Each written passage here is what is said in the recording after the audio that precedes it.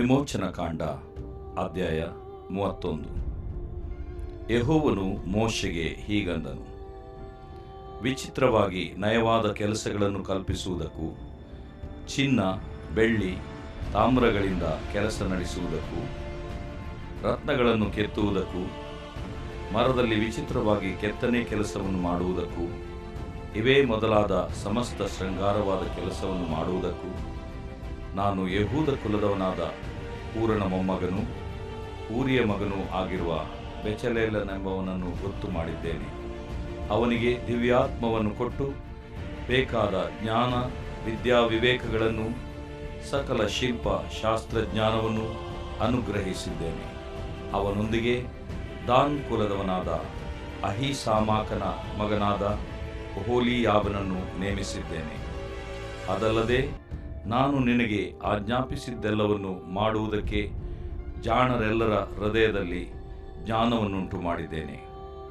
ದೇವದರ್ಶನದ ಗುಡಾರ, ಆಜ್ಞಾಶಾಸನಗಳನ್ನು ಇಟ್ಟಿರುವ ಮಂಜೂಷ, ಅದರ ಮೇಲಿರುವ ಕೃಪಾಸನ, ಗುಡಾರದ ಎಲ್ಲ ಉಪಕರಣಗಳು, ಮೇಜು, ಅದರ ಉಪಕರಣಗಳು, ಚೊಕ್ಕ ಬಂಗಾರದ ದೀಪಸ್ತಂಭ, ಅದರ ಉಪಕರಣಗಳು, ಧೂಪವೇದಿ, ಯಜ್ಞವೇದಿ, ಅದರ ಉಪಕರಣಗಳು, ಗಂಗಾಳ, ಅದರ ಪೀಠ, ಅಲಂಕಾರವಾದ ದೀಕ್ಷಾವಸ್ತ್ರಗಳು, ಅಂದರೆ ಮಹಾಯಾಜಕನಾದ ಆರೋನನಿಗೂ ಅವನ ಮಕ್ಕಳಿಗೂ ಬೇಕಾದ ಯಾಜಕ ವಸ್ತ್ರಗಳು, ಪಟ್ಟಾಭಿಷೇಕ ತೈಲ, ಪವಿತ್ರ ಸ್ಥಾನದ ಸೇವೆಗೆ ಬೇಕಾದ ಪರಿಮಳ ಧೂಪ, ಇವುಗಳನ್ನೆಲ್ಲ ನಾನು ನಿನಗೆ ಆಜ್ಞಾಪಿಸಿದಂತೆ ಅವರು ಮಾಡುವರು. ಯೆಹೋವನು ಮೋಶೆಗೆ ಹೀಗಂದನು, ನೀನು ಇಸ್ರಾಯೇಲ್ಯರಿಗೆ ಆಜ್ಞಾಪಿಸಬೇಕಾದದ್ದೇನೆಂದರೆ, ನಾನು ನೇಮಿಸಿರುವ ಸಬ್ಬತ್ ದಿನಗಳನ್ನು ನೀವು ತಪ್ಪದೆ ಆಚರಿಸಬೇಕು. ನಿಮ್ಮನ್ನು ದೇವಜನರನ್ನಾಗಿ ಮಾಡಿರುವ ಯೆಹೋವನು ನಾನೇ ಎಂದು ನೀವು ತಿಳುಕೊಳ್ಳುವಂತೆ ಇದೇ ನನಗೂ ನಿಮಗೂ ನಿಮ್ಮ ಸಂತತಿಯವರಿಗೂ ಇರುವ ಗುರುತು. ಆದ ಕಾರಣ ನೀವು ಸಬ್ಬತ್ ದಿನವನ್ನು ದೇವರ ದಿನವೆಂದು ಭಾವಿಸಿ ಆಚರಿಸಬೇಕು. ಅದನ್ನು ಅಪರಿಶುದ್ಧವಾದದೆಂದು ಎಣಿಸಿ ನಡೆದವನಿಗೆ ಮರಣಶಿಕ್ಷೆಯಾಗಬೇಕು. ಆ ದಿನದಲ್ಲಿ ಕೆಲಸವೇನಾದರೂ ಮಾಡುವವನು ತನ್ನ ಕುಲದಿಂದ ತೆಗೆದುಹಾಕಲ್ಪಡಬೇಕು. 6 ದಿನಗಳು ಕೆಲಸ ಮಾಡಬೇಕು. 7ನೆಯ ದಿವಸ ಸಂಪೂರ್ಣವಾಗಿ ಕೆಲಸವನ್ನು ನಿಲ್ಲಿಸಬೇಕಾದ ಸಬ್ಬತ್ ದಿನವಾಗಿದೆ. ಅದು ಯೆಹೋವನಿಗೆ ಪರಿಶುದ್ಧವಾದ ದಿನ. ಇಂಥ ಸಬ್ಬತ್ ದಿನದಲ್ಲಿ ಕೆಲಸವೇನಾದರೂ ಮಾಡುವವನಿಗೆ ಮರಣಶಿಕ್ಷೆಯಾಗಬೇಕು. ಆದುದರಿಂದ ಇಸ್ರಾಯೇಲ್ಯರು ಸಬ್ಬತ್ ದಿವಸವನ್ನು ಆಚರಿಸಬೇಕು. ಈ ಆಚರಣೆಯು ಅವರಿಗೂ ಅವರ ಸಂತತಿಯವರಿಗೂ ಶಾಶ್ವತವಾದ ನಿಬಂಧನ. ನನಗೂ ಇಸ್ರಾಯೇಲ್ಯರಿಗೂ ನಡುವೆ ಇದು ಸದಾಕಾಲವೂ ಗುರುತು. 6 ದಿನಗಳಲ್ಲಿ ಯೆಹೋವನು ಭೂಮ್ಯಾಕಾಶಗಳನ್ನು ಉಂಟು ಮಾಡಿ 7ನೆಯ ದಿನದಲ್ಲಿ ಕೆಲಸವನ್ನು ಮಾಡದೆ ವಿಶ್ರಮಿಸಿಕೊಂಡನಲ್ಲವೇ. ಯೆಹೋವನು ಸೀನಾಯಿ ಬೆಟ್ಟದಲ್ಲಿ ಮೋಶೆಯ ಸಂಗಡ ಮಾತಾಡುವುದನ್ನು ಮುಗಿಸಿದ ಮೇಲೆ ಅವನಿಗೆ ಆ 2 ಆಜ್ಞಾಶಾಸನಗಳನ್ನು ಕೊಟ್ಟನು. ಅವು ದೇವರ ಕೈಯಿಂದ ಕೆತ್ತಲ್ಪಟ್ಟ ಶಿಲಾಶಾಸನಗಳೇ.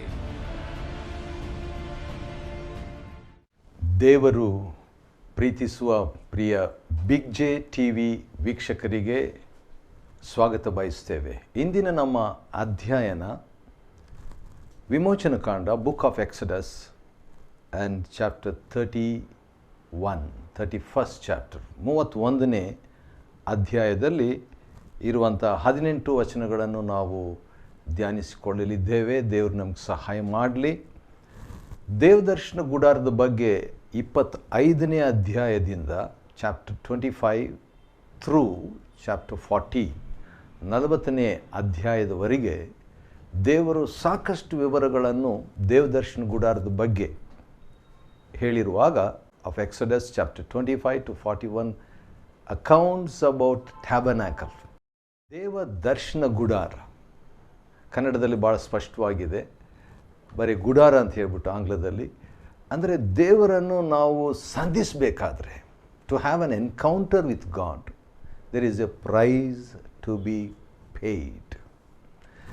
ದೇವರನ್ನು ನಂಬಬೇಕಾದ್ರೂ ಕ್ರಯ ಇದೆ. There is a price to be paid to believe in God. How about encountering god?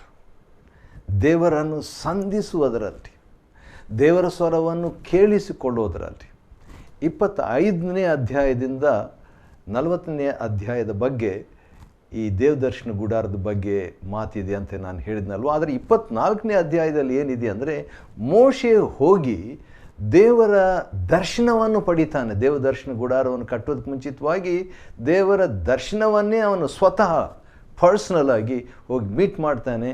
Meet ಮಾಡಿದಾಗ ದೇವರು ಹೇಳ್ತಾರೆ, ನೀನೊಬ್ಬನೇ ನನ್ನ ಹತ್ರ ಬಾ. ಆರೋನ್ ಇದ್ದನು, ಅಸಿಸ್ಟೆಂಟ್ ಲೀಡ್ರ್ ಇದ್ದರು, ಅವನ ಮಕ್ಕಳಿಬ್ಬರು ಇದ್ದರು. 1+2 = 3, 70 ಜನ ಹಿರಿಯರಿದ್ದರು. 70 + 3 = 73, 73 ಜನರಿದ್ದರು. ಆದರೆ ದೇವರು ಹೇಳ್ತಾನೆ, ನೀನೊಬ್ಬನೇ ನನಗೆ ಹತ್ರ ಬಾ. ದೇವರ ಸಂಬಂಧದಲ್ಲಿ ಕೂಡ ಕೆಲವರು ದೂರ ಸಂಬಂಧ ದೇವರ ಹತ್ರ ಇಟ್ಕೊಂಡಿರ್ತಾರೆ, ಆದರೆ ಮೋಶೆ ಹತ್ತಿರ ಸಂಬಂಧ ಇಟ್ಕೊಂಡಿದ್ದ. ನೀನೊಬ್ಬನೇ ಬಂದು ನನಗೆ ಆರಾಧನೆ ಮಾಡಬೇಕು. ಆರಾಧನೆಯಲ್ಲಿ 2 ಟೈಪ್. ದೂರದಿಂದ ದೇವರನ್ನು ಆರಾಧಿಸುವಂಥದ್ದು, ಮೋಶೆ ಹತ್ತಿರದಿಂದ ದೇವರನ್ನು ಆರಾಧಿಸಿದನು. ಬೇರೆಯವರು ದೇವರನ್ನು ನಂಬಿದವರಾಗಿ ಆರಾಧಿಸಿದರು. They believed God and worshipped, versus Moses heard God and worshipped. ದೇವರ ಸ್ವರವನ್ನು ಕೇಳಿಸಿಕೊಂಡವನಾಗಿ, ದೇವರನ್ನು ಎನ್ಕೌಂಟರ್ ಮಾಡಿದಂಥವನಾಗಿ ದೇವರನ್ನು ಆರಾಧಿಸ್ತಾನೆ. 24ನೇ ಅಧ್ಯಾಯ ವಿಮೋಚನ ಕಾಂಡದಲ್ಲಿ 1 ದಿವಸ ಆಯಿತು ದೇವರು ಮಾತಾಡಲಿಲ್ಲ, 2 ದಿವಸ ಆಯಿತು ದೇವರು ಮಾತಾಡಲಿಲ್ಲ, 3 ದಿವಸ ಆಯಿತು ದೇವರು ಮಾತಾಡಲಿಲ್ಲ, 4 ದಿವಸ ಆಯಿತು ದೇವರು ಮಾತಾಡಿಲ್ಲ, 5 ದಿವಸ ಆಯಿತು ದೇವರು ಮಾತಾಡಿಲ್ಲ. 6th day God did not speak to Moses. ನಾವಾಗಿದ್ದರೆ ಏನಾಗ್ತಿತ್ತು? ಚಳಿ, ಊಟ ಇಲ್ಲ, ಬಿಸ್ಲೇರಿ ಬಾಟ್ಲ್ ಇಲ್ಲ. ಹಾಗಿದ್ದರೆ ದೇವ್ರು ಮಾತಾಡಿಲ್ಲ, ದೇವರು ಬ್ಯುಸಿಯಾಗಿರ್ಬೋದಂತ ನಾವು ಬೆಟ್ಟ ಇಳಿದು ಬಿಡ್ತಿದ್ದೆವು, ಹಾಗೆ ಬ್ಯಾಕ್ ಸ್ಲೈಡು ಆಗ್ತಿದ್ದೆವು. ಆದರೆ ಮೋಶೆ, ವಾವ್, ಎಂಥ ಮನುಷ್ಯನು! ಮೋಶೆ 7ನೇ ದಿವಸ ತನಕ ಅಲ್ಲೇ ಕೂತ್ಕೊಂಡಿದ್ದ. ಆ 7 ದಿವಸದಲ್ಲಿ ತಾನೇ ಸ್ವತಃ ಹೇಳ್ತಾನೆ, ಅದೇನೆಂದರೆ, ಐ ನೆವರ್ ಏಟ್ ನಾರ್ ಡ್ರ್ಯಾಂಕ್ ವಾಟರ್. ನೀರೂ ಕುಡಿಲಿಲ್ಲ 7 ದಿವಸ, ಊಟ ಸಹ ಮಾಡಲಿಲ್ಲ. 7ನೇ ದಿವಸ ಏನಾಯಿತು? God spoke. ದೇವರು ಮಾತಾಡಿದ ಮೇಲೆ ಅದು ಎಷ್ಟು ಇಂಪಾಗಿತ್ತು, ಎಷ್ಟು ರುಚಿಯಾಗಿತ್ತು ಅಂತ ಹೇಳಿದ್ರೆ, ಮೋಶೆ ಏನು ಮಾಡ್ತಾನೆ, ಇನ್ನೊಂದು 33 days ಇದ್ದು ಬಿಡ್ತಾನ್ರಿ. 33 + 7 40 days. ವಾವ್! 40 ದಿನ ದೇವರ ಸನ್ನಿಧಾನದಲ್ಲಿ ಇದ್ದ. ಅಂದರೆ Moses paid a price to encounter God and hear God. ದೇವರನ್ನು ಸಂಧಿಸುವಂತೆಯೂ, ದೇವರ ಸ್ವರ ಕೇಳಿಸಿಕೊಳ್ಳುವಂತೆಯೂ, ದೇವರ ಜೊತೆಯಲ್ಲಿ ಹತ್ತಿರ ಸಂಬಂಧ ಬೆಳೆಸುವಂತೆಯೂ, ದೇವರನ್ನು ಆರಾಧಿಸುವಂತೆಯೂ ಮೋಶೆ ಕ್ರಯ ಕಟ್ಟಿದನು. ಏನು ಕ್ರಯ? he forgot God. he forgot the food. he forgot himself in God. ಆ ರೀತಿಯಾಗಿ ಹೇಳ್ಬೋದು. ತನ್ನನ್ನೇ ಮೈಮರೆತು ಬಿಟ್ಟ ದೇವರಲ್ಲಿ. ಎಂಥ ಒಂದು ಅನುಭವ! ಹಳೆ ಒಡಂಬಡಿಕೆಯ ಮನುಷ್ಯ ಈ ರೀತಿಯಾಗಿದ್ದಾಗ ಅವನ ಕ್ಯಾರೆಕ್ಟರ್ ಚೇಂಜ್ ಆಗದೇ ಇರ್ತದ? ಹಾಗೇ ಆಗ್ತದೆ. ಅರಣ್ಯಕಾಂಡ 12:3 ದೇವರು ತಾನೇ ಸಾಕ್ಷಿ ಕೊಟ್ಟದ್ದು, Moses was the humblest man on the face of the earth. Numbers 12:3. ಆದ ಕಾರಣ ಅತ್ಯಂತ ಸಾತ್ವಿಕ ಮನುಷ್ಯನಾಗ್ಬಿಟ್ನಂತೆ, ದೀನತ್ವವುಳ್ಳ ಮನುಷ್ಯ. ದೇವರನ್ನು ಸಂಧಿಸುವ ವ್ಯಕ್ತಿ ಅಹಂಕಾರಿಯಾಗಿ ಇರಲಾರ. he will be a humble person. ಯಾಕಂದರೆ God is a humble person himself. ದೇವರು ತಾನೇ ದೀನತ್ವವುಳ್ಳವನಾಗಿರುವುದರಿಂದ ಅದು contagious. Humility is contagious when you meet with God. ದೇವರ ಮುಂದೆ ದೇವರನ್ನು ಸಂಧಿಸುವಾಗ ದೀನತ್ವವು ಸಾಂಕ್ರಾಮಿಕವಾದದ್ದು. 31ನೇ ಅಧ್ಯಾಯದಲ್ಲಿ ನಾವು ನೋಡಿಕೊಳ್ಳುವಾಗ ವಿಮೋಚನ ಕಾಂಡ, ಯೆಹೋವನು 1ನೇ ವಚನ ಮೋಶೆಗೆ ಹೀಗಂದನು. ನಾನು ಹೇಳಿದ್ನಲ್ವಾ, 2084 times, 2084 ಸಾರಿ ಬೈಬಲ್ನಲ್ಲಿ ದೇವರು ಮಾತಾಡಿದನು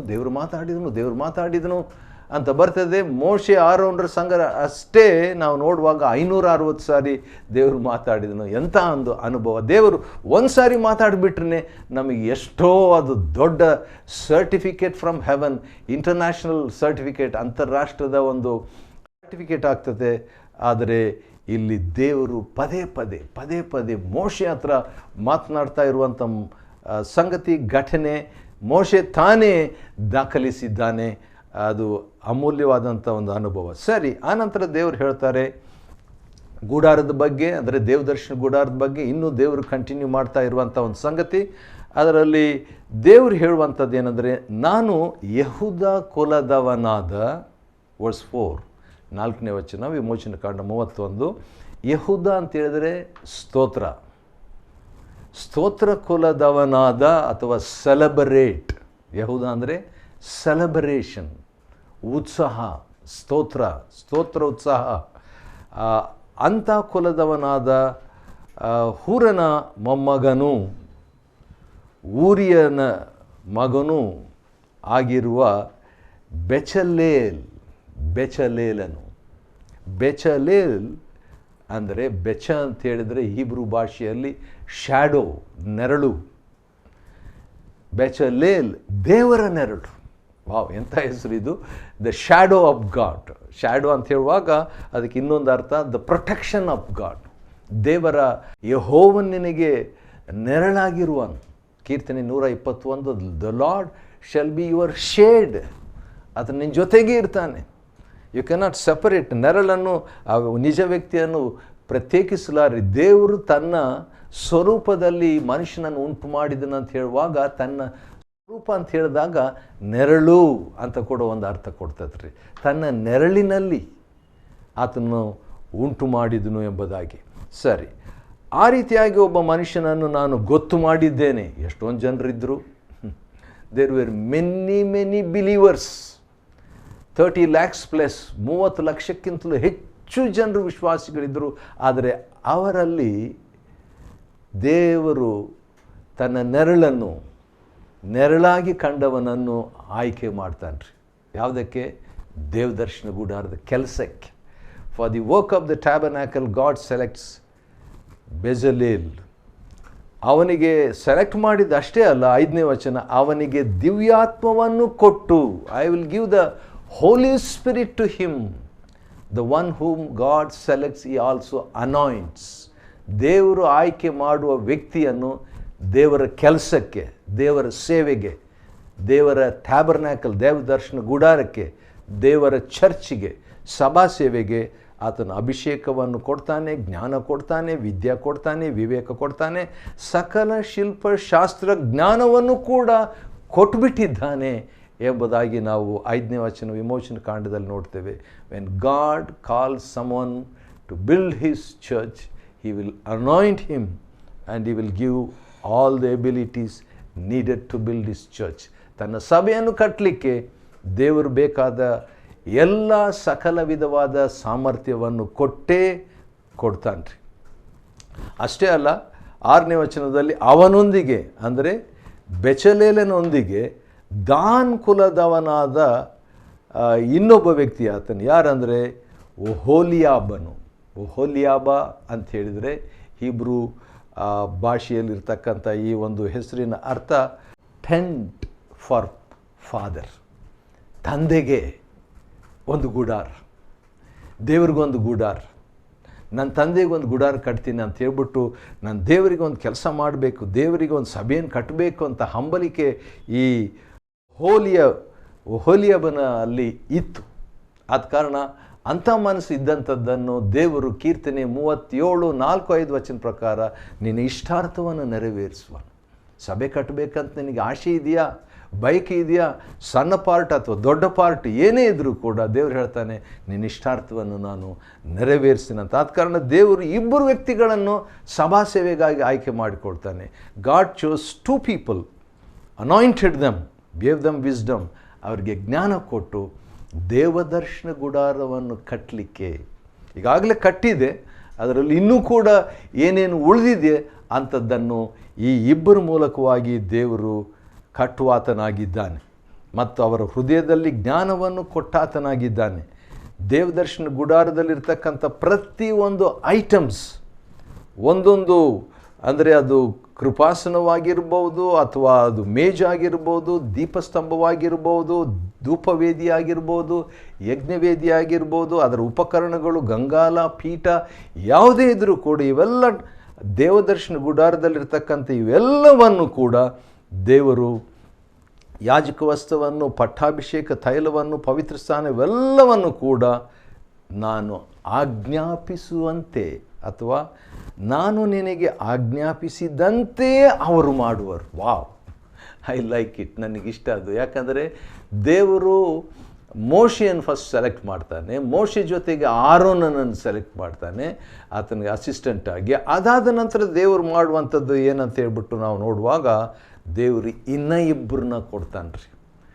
somebody with oneness of heart, ಭಾಳ ಇಂಪಾರ್ಟೆಂಟ್. ಈ ಒಬ್ಬಂಟಿಕೆತನದ ಆತ್ಮವುಳ್ಳಂಥ ಇಬ್ಬರು ದೇವ್ರ ಸೇವೆಯನ್ನು ಮಾಡುವಾಗ ಆರೋನ್ ಮೋಶೆ, ಇಲ್ಲಿ ನೋಡುವಾಗ ಬೆಚಲೇಲನು ಮತ್ತು ಒಹೋಲಿಯಾಬನು. ಸ್ವಲ್ಪ ಪ್ರೊನೌನ್ಸ್ ಮಾಡಲಿಕ್ಕೆ ಕಷ್ಟ ಆಗ್ಬೋದು. ಇದ್ದಕ್ಕಿದ್ದಂತೆ ಸಬ್ಜೆಕ್ಟ್ ಚೇಂಜ್ ಆಗ್ತದೆ. ಈಗ ದೇವ್ರ ಸೇವೆಗಾಗಿ ಇಬ್ಬರು ಸೆಲೆಕ್ಟ್ ಆದರು, ಇಬ್ಬರು ಸೇವೆ ಮಾಡ್ತಾ ಇದ್ದಾರೆ. ದೇವರ ಸಭೆಯ ಸೇವೆಗೆ, ದೇವದರ್ಶನ ಗುಡಾರದ ಸೇವೆಗೆ. ಇದ್ದಕ್ಕಿದ್ದಂತೆ ದೇವರು ಯೆಹೋವನು ಮೋಶೆಗೆ ಹೀಗಂದನು. 12ನೇ ವಚನದಿಂದ ಎಕ್ಸಡಸ್ 31 ವರ್ಸ್ 12 ಆನ್ವರ್ಡ್ಸ್ ದೇವರು ಏನಂತ ಹೇಳ್ತಾನೆ, ನೀನು ಇಸ್ರಾಯೇಲರಿಗೆ ಆಜ್ಞಾಪಿಸಬೇಕೆಂದರೆ ನಾನು ನೇಮಿಸಿರುವ ಸಬ್ಬತ್ ದಿನಗಳನ್ನು ನೀವು ತಪ್ಪದೇ ಆಚರಿಸಬೇಕು. Right in the midst of the ministry God brings Sabbath. ಸಬ್ಬತ್ತನ್ನು ದೇವರು ತರ್ತಾರ್ರಿ. ತಂದುಬಿಟ್ಟು ಹೇಳುವಂಥ ಒಂದು ಮಾತು ಏನಂತ ಹೇಳಿದ್ರೆ, ಈಗೋ ನಿಮ್ಮನ್ನು ದೇವಜನರನ್ನಾಗಿ ಮಾಡಿರುವ ಯೆಹೋವನು. ವಾವ್, ಇಂಥ ಮಾತು ಈಗ ತಾನೇ ನನಗೆ ಗೊತ್ತಾಯಿತು. ನಿಮ್ಮನ್ನು ದೇವಜನರನ್ನಾಗಿ ಮಾಡಿರುವ ಯೆಹೋವನು ನಾನೇ. ಎಂಥ ಮನುಷ್ಯರು ನಾವು! What kind of people we were. ಅನ್ಯರು, ದೂರಸ್ಥರು, ದೇವರ ಕುಟುಂಬಕ್ಕೆ ಸೇರದವರು. ಅಂಥ ವ್ಯಕ್ತಿಗಳನ್ನು ದೇವಜನರನ್ನಾಗಿ ಮಾಡಿರುವ ಯೆಹೋವನು ನಾನೇ ಎಂದು ತಿಳ್ಕೊಳ್ಳುವಂತೆ ಈ ಸಬ್ಬತ್ತನ್ನು ಆಚರಿಸಬೇಕು. ಇವಾಗಲೇ ನನಗೆ ಗೊತ್ತಾಯಿತು. ಈಗ ನಾನು ಅದನ್ನು ಯೋಚನೆ ಮಾಡ್ತಾ ಇರುವಾಗಲೇ ನನಗೆ ಗೊತ್ತಾಯಿತು. ಅದೇನಂತ ಹೇಳಿದ್ರೆ, ದೇವರು ಯಾಕೆ ಸಬ್ಬತ್ತನ್ನು ಆಚರಿಸ್ಬೇಕಂತ ಹೇಳ್ತಾನೆ? ನಾನೇ ನಿಮ್ಮನ್ನು ದೇವಜನರಾಗಿ ಮಾಡಿದ್ದು ಅಂತ ತಿಳ್ಕೊಳ್ಳೋದಕ್ಕೆ ಸಬ್ಬತ್ತನ್ನು ನೀವು ಫಾಲೋ ಮಾಡಿರಿ. ಇದೇ ನನಗೂ ನಿಮಗೂ ನಿಮ್ಮ ಸಂತತಿಯವರಿಗೂ ಇರುವ ಗುರುತು. This is a sign. Sabbath is a sign. ಯಾವುದಕ್ಕೆ ಅದು ಗುರುತು ಅಂತ ಹೇಳ್ಬಿಟ್ರೆ, ಮಾಡಿದ್ದೆಲ್ಲ ದೇವರು, ನಾನಲ್ಲ ಅನ್ನುವಂಥ ಪಾಠವನ್ನು ತಿಳ್ಕೊಳ್ಳುವುದಕ್ಕೆ. ನಿಮ್ಮ ಪ್ರಯಾಸವಲ್ಲ, ನಿಮ್ಮ ಕಷ್ಟವಲ್ಲ, ನಿಮ್ಮ ಹೋರಾಟ ಅಲ್ಲ, ಇದು ನಾನೇ ಎಂಬಾತನು ಮಾಡಿದ್ದು ಎಂಬುದನ್ನು ತಿಳ್ಕೊಳ್ಳುವುದಕ್ಕೆ. ಕೀರ್ತನೆಯಲ್ಲಿ ಒಂದು ಮಾತು ಹೀಗಿದೆ, ಬಿ ಸ್ಟಿಲ್ ಆ್ಯಂಡ್ ನೋ. ನನ್ನನ್ನು ತಿಳ್ಕೊಳ್ಳುವಂತೆ ಅಂತ ಈ ಮಾತು ನಾವು ನೋಡಿದ್ವಲ್ಲ, 31ನೇ ಅಧ್ಯಾಯ ವಿಮೋಚನ ಕಾಂಡ 13. ಅದೇ ಮಾತು ಕೀರ್ತನೆ 46:10 ಬಿಡಿರಿ, ನಾನೇ ಎಂದು ನೀವು ತಿಳ್ಕೊಳ್ರಿ. ಯಾವಾಗ ನಾವು ಸ್ಟಿಲ್ ಆಗ್ತೇವೋ, ಯಾವಾಗ ನಮ್ಮ ಕೆಲಸದಿಂದ ಬಿಡ್ತೇವೋ, ಆವಾಗ ದೇವರನ್ನು ಸ್ಪಷ್ಟವಾಗಿ, ಆಳವಾಗಿ, ಹತ್ತಿರವಾಗಿ ತಿಳ್ಕೊಳ್ತೇವೆ ರೀ. ಇಡೀ ಭೂಲೋಕಕ್ಕೆ ದೇವರು ಒಂದು ಕಮ್ಯಾಂಡ್ ಕೊಡೋದಾದರೆ ಏನು ಕೊಡ್ಬೋದು? ನಿಮಗೇನು ಅನಿಸ್ತದೆ? ಇಡೀ ಲೋಕಕ್ಕೆ ಭಾಳ ಈಸಿಯಾಗಿರುವಂಥ ಒಂದು ಕಮ್ಯಾಂಡ್ ದೇವರು ಕೊಡ್ತಾನೆ ರೀ. ಅದೆಲ್ಲಿ ಬರೆದಿದೆ? ಹಬಕ್ಕೂಕ್ 2ನೇ ಅಧ್ಯಾಯ 20ನೇ ವಚನದಲ್ಲಿ ಬರೆದಿದೆ. ಇಡೀ ಲೋಕಕ್ಕೆ ದೇವರು ಕೊಡುವಂಥ ಒಂದು ಕಮ್ಯಾಂಡ್ ಅದೇನಂತ ಹೇಳಿದ್ರೆ, ಸುಮ್ಮನಿರ್ರಿ, ಮೌನವಾಗಿರ್ರಿ. Let all the earth keep silent before him. ಅಂದರೆ ಸ್ಯಾಬತ್ ಬಿಫೋರ್ ಹಿಮ್. ಎಲ್ಲರೂ ಕೂಡ ಮೌನವಾಗಿರಬೇಕು. ಹೋಲ್ ವರ್ಲ್ಡೇ ಸ್ಟಿಲ್ ಆಗಬೇಕು. ಯಾಕೆ? ಕರ್ತನು ತನ್ನ ಆಲಯದಲ್ಲಿದ್ದಾನೆ. That is the least respect that we can give to God. ಏನು? ನಾವು ನಮ್ಮ ಕ್ರಿಯೆಗಳಲ್ಲಿ ಆತ್ಕೊಳ್ಳದೆ ದೇವರನ್ನು ಆತ್ಕೊಳ್ಳುವಾಗ ಏನಾಗ್ತದೆ? ದೇವರನ್ನು ತಿಳ್ಕೊಳ್ತೇವೆ. We get to know God when we still our works, our own works and works of the flesh. ಮಾಂಸದ ಕ್ರಿಯೆಗಳನ್ನು, ನಮ್ಮ ಸ್ವಂತ ಕ್ರಿಯೆಗಳನ್ನು, ನನ್ನ ಮೇಲೆ ಹಾತ್ಕೊಂಡು ಮಾಡುವಂಥ ಕ್ರಿಯೆಗಳನ್ನು ಇವೆಲ್ಲ ನಾವು ಸ್ಟಿಲ್ ಮಾಡುವಾಗ, ಅದನ್ನು ನಿಲ್ಲಿಸುವಾಗ, ಯಾವಾಗಾದರೂ ನಮ್ಮ ಜೀವನದಲ್ಲಿ ಅದು ವಾರಕ್ಕೆ ಒಂದು ಸೇರಿ ಅಂತ ಇಸ್ರಾಯೇಲ್ರಿಗೆ ಹೇಳ್ದ ದೇವರು. ಅಟ್ಲೀಸ್ಟ್ ವಾರಕ್ಕೆ ಒಂದು ದಿವಸ ಆದರೂ ನೀವು ಏನು ಕೆಲಸ ಮಾಡದೆ ಆತನನ್ನು ಸ್ಮರಿಸಬೇಕು ಎಂಬುದಾಗಿ ಹೇಳ್ತಾನೆ. ಸರಿ, ಅಷ್ಟು ಸೀರಿಯಸ್ ಆಗಿ ಸಬ್ಬತ್ತು ಅಂತ ನೋಡುವಾಗ 14ನೇ ವಚನದಲ್ಲಿ ನೀವು ಸಬ್ಬತ್ ದಿನವನ್ನು ದೇವರ ದಿನವೆಂದು ಭಾವಿಸಿ ಆಚರಿಸಬೇಕಿದ್ದು. ನನ್ನ ದಿನ ಇದು. It's my day. It's my day. ಕೆಲವು ಸಾರಿ ಹೇಳ್ತಾರಲ್ಲ ಬಿಗ್ ಡೇ ಅಂತ ಹೇಳ್ಬಿಟ್ಟು, ಆ ರೀತಿಯಾಗಿ ಇದು ನನ್ನ ದಿನ, ಇದು ಸಬ್ಬತ್ ದಿನ, ಅದನ್ನು ಪರಿಶುದ್ಧವೆಂದು ಎಣಿಸಿ ನಡೆದವನಿಗೆ ಅಂದರೆ ಒಳ್ಳೆ ಬ್ಲೆಸ್ಸಿಂಗ್. ಆದರೆ ಅಪರಿಶುದ್ಧವಾದದ್ದೆಂದು ಎಣಿಸಿ ನಡೆದವನಿಗೆ ಮರಣ ಶಿಕ್ಷೆಯಾಗಬೇಕು. ಹಾಗಾದರೆ ಸಬ್ಬತ್ತನ್ನು ಫಾಲೋ ಮಾಡದೇ ಇರುವಂಥದ್ದು ಅಷ್ಟು ಸೀರಿಯಸ್ಸಾ? ಹೌದು, ದೇವರು ತನ್ನದೇ ಆದ ಮಾತಿನಲ್ಲಿ ಹೇಳಿಬಿಟ್ಟಿದ್ದಾರೆ. ಆದ ಕಾರಣ ದೇವರಿಗೆ ಕೊಡ್ತಕ್ಕಂಥ ಗೌರವ, ದೇವರ ದಿನಕ್ಕೆ ಹಳೆ ಒಡಂಬಡಿಕೆಯಲ್ಲಿ ಇದು ಭಾಳ ಸ್ಟ್ರಿಕ್ಟ್ ಆಗಿತ್ತು. ಹಳೆ ಒಡಂಬಡಿಕೆಯಲ್ಲಿ ದೇವರು ಈ ಸಬ್ಬತ್ತನ್ನು ಭಾಳ ಸೀರಿಯಸ್ ಆಗಿ ತಗೊಂಡು, ಹೊಸ ಒಡಂಬಡಿಕೆಯಲ್ಲಿ ದೇವರ ದಿನ, ಕರ್ತನ ದಿನ ಅಂತ ಹೇಳ್ಬಿಟ್ಟು ಪ್ರಕಟಣೆ 1:10 ಪ್ರಕಾರವಾಗಿ ಅದನ್ನು ಗೌರವಿಸಬೇಕು. ಅದನ್ನು ಒಂದು ಧರ್ಮಶಾಸ್ತ್ರವಾಗಿ ಪಾಲಿಸೋದಲ್ಲ, ಪ್ರೀತಿಯಿಂದ ಆತನನ್ನು ಅನುಭವಿಸುವಂತೆ ನಾವು ಆಚರಿಸಬೇಕು. ಅಂಥ ಒಂದು ಮರಣದಂಡನೆ ದೇವ್ರು ಕೊಡ್ತೀನಿ ಅಂತ ಹೊಸ ಒಡಂಬಡಿಕೆಯಲ್ಲಿ ಹೇಳಲಿಲ್ಲ. ಆದರೂ ಕೂಡ ಅದರ ಸೀರಿಯಸ್ನೆಸ್, ಗಂಭೀರತ್ವ ಎಷ್ಟು ಎಂಬುದನ್ನು ತಿಳ್ಕೊಳ್ಳುವಂತೆ ನಾವು ಇದನ್ನು ಪಾಲಿಸುವಂಥದ್ದು ಅಥವಾ ತಿಳ್ಕೊಳ್ಳುವಂಥದ್ದು ಒಳ್ಳೆಯದು. ಒಳಗಿನ ಸಬ್ಬತ್ತನ್ನು ಫಾಲೋ ಮಾಡುವಂಥದ್ದು ಒಳ್ಳೆಯದು. 15ನೇ ವಚನದಲ್ಲಿ ವಿಮೋಚನ ಕಾಂಡ 31:15 ದೇವರು ಹೇಳ್ತಾರೆ, 7ನೇ ದಿನದಲ್ಲಿ ಸಂಪೂರ್ಣವಾಗಿ ಕೆಲಸವನ್ನು ನಿಲ್ಲಿಸಬೇಕಾದ ಸಬ್ಬತ್ ದಿನವಾಗಿದೆ. ಟೋಟಲ್ ಸಬ್ಬತ್, 100% ಕೆಲಸ ನಿಲ್ಲಿಸ್ಬಿಡ್ಬೇಕು. ಅಂದರೆ ದೇವರಿಗೆ ಕೊಡಬೇಕು, ದೇವ್ರನ್ನ ಯೋಚನೆ ಮಾಡಬೇಕು, ಕೆಲಸದ ಬಗ್ಗೆ ಯೋಚನೆ ಮಾಡಬೇಕು. ಒಂದು ದಿವಸ ಆದರೂ ಆ ರೀತಿಯಾಗಿ ನೀವು ಮಾಡಿರಿ ಅಂತ ಹೇಳ್ಬಿಟ್ಟು ದೇವ್ರು ಹೇಳ್ತಾರೆ. ಆ ರೀತಿಯಾಗಿ ಆಚರಿಸದಿದ್ದರೆ ಅಂಥವ್ರಿಗೆ ಮರಣದಂಡನೆ ಆಗಬೇಕು, ಅಂಥವರ ಕುಲದಿಂದ ಅವರನ್ನು ತೆಗೆದು ಹಾಕಬೇಕು.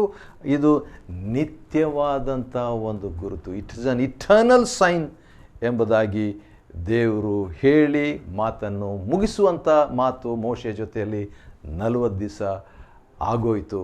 ಅದನ್ನೇ ನಾವು 31ನೇ ಅಧ್ಯಾಯದಲ್ಲಿ ನೋಡ್ತೇವೆ.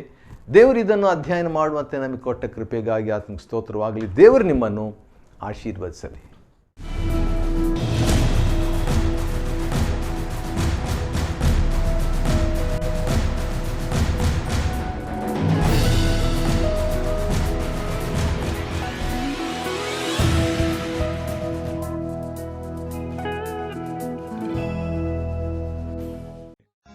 Chapter 31. And the Lord spake unto Moses, saying, See, I have called by name Bezaleel, the son of Uri, the son of Hur, of the tribe of Judah. And I have filled him with the Spirit of God in wisdom, and in understanding, and in knowledge, and in all manner of workmanship, to devise cunning works, to work in gold, and in silver, and in brass, and in cutting of stones to set them, and in carving of timber, to work in all manner of workmanship. And I, behold, I have given with him Aholiab, the son of Ahisamach, of the tribe of Dan. And in the hearts of all that are wise-hearted I have put wisdom, that they may make all that I have commanded thee: the tabernacle of the congregation, and the ark of the testimony, and the mercy seat that is thereupon, and all the furniture of the tabernacle, and the table and his furniture, and the pure candlestick with all his furniture, and the altar of incense, and the altar of burnt offering with all his furniture, and the laver and his foot, and the cloths of service, and the holy garments for Aaron the priest, and the garments of his sons to minister in the priest's office, and the anointing oil and sweet incense for the holy place, according to all that I have commanded thee shall they do. And the Lord spake unto Moses, saying, Speak thou also unto the children of Israel, saying, Verily my Sabbaths ye shall keep, for it is a sign between me and you throughout your generations, that ye may know that I am the Lord that doth sanctify you. Ye shall keep the Sabbath therefore, for it is holy unto you. Every one that defileth it shall surely be put to death. For whosoever doeth any work therein, that soul shall be cut off from among his people. 6 days may work be done, but in the 7th is the Sabbath of rest, holy to the Lord. Whosoever doeth any work in the Sabbath day, he shall surely be put to death. Wherefore the children of Israel shall keep the Sabbath, to observe the Sabbath throughout their generations for a perpetual covenant. It is a sign between me and the children of Israel forever. For in 6 days the Lord made heaven and earth, and on the 7th day he rested and was refreshed. And he gave unto Moses, when he had made an end of communing with him upon Mount Sinai, 2 tables of testimony, tables of stone, written with a finger of God.